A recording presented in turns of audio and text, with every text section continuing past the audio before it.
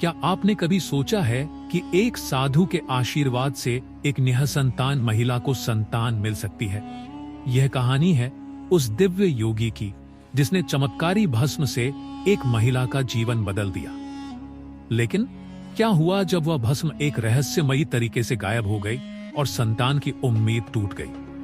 आइए जानते हैं इस अद्भुत कथा में छिपे राज को। महेंद्रनाथ सूर्य भगवान से वर प्राप्त कर कुछ समय बाद बंगाल प्रांत की चंद्रगिरी नामक नगरी में जा पहुंचे। वहां सूर्य दयाल नामक पंडित रहता था।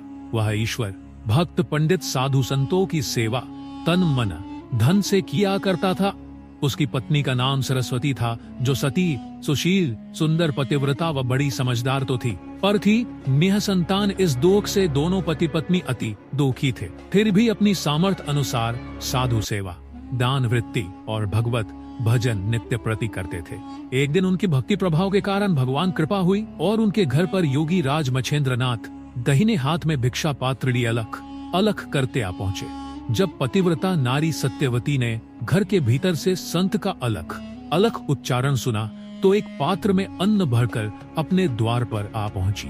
वहां उसने मच्छेंद्रनाथ योगी को द्वार पर खड़े देखा, जिनके मुख पर चंद्रमा के समान तेज झलक रहा था। पतिव्रता सत्यवती भिक्षा मच्छेंद्रनाथ के पात्र में डाल योगी का मुख निहार दर्शन करने लगी। योगी मच्छेंद्रनाथ को उसकी भावना समझते देर न लगी कि नारी संतान न होने के कारण अत्यंत दुखी है।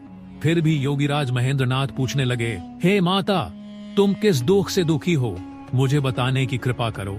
सत्यवती बोली, महात्मा जी, वैसे तो आप संतों की कृपा से मुझे किसी प्रकार का दुख नहीं है, परंतु मेरे कोई संतान न होने के कारण सब लोग मुझे बांझ कहते हैं। इसी दुख से मैं दुखी रहती हूँ। अगर आप संतों की कृपा से मुझे एक पुत्र की प्राप्ति हो जाए तो मैं पूर्ण रूप से सुखी हो जाऊंगी। योगी मच्छेंद्रनाथ पतिव्रता सत्यवती की निश्चल वाणी सुनकर प्रसन्न हो गए और सरस्वती से हाथ आगे करने को कहा। सरस्वती के हाथ आगे करने पर उन्होंने अपनी झोली से भस्म निकालकर कहा, इस भस्म को ऋतु का नहाने के बाद खीर के साथ खा लेना।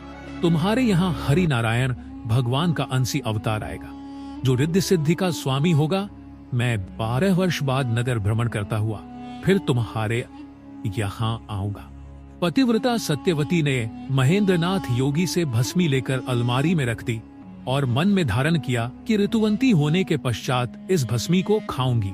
उसने अपनी सहेली से भी महात्मा की भस्मी की चर्चा की। तभी एक चतुर सहेली बोली, बहन, डोल कर भी भस्म न खाना।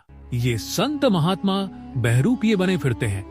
ये किसी दुश्मन के कहने से भस्मी के रूप में विष दे जाते हैं, जिसके प्रभाव से मृत्यु हो जाती है, या मंत्र के प्रभाव से बेहोश करके जेवर बर्तन लेकर चलते बनते हैं।